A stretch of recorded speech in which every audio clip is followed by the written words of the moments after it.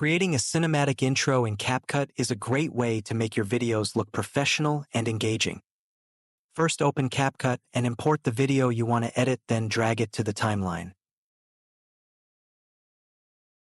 Resize the video and add text.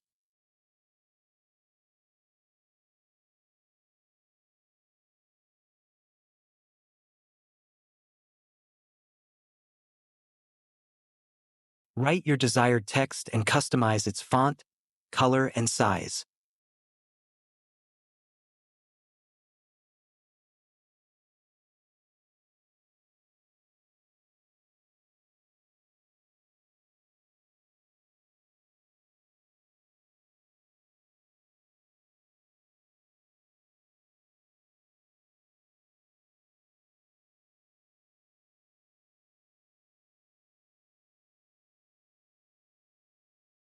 By selecting the text layer, create a compound clip.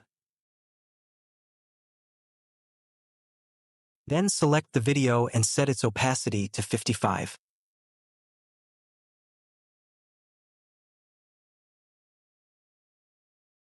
Afterwards, select the text layer and navigate to Blend Mode and choose Soft Light.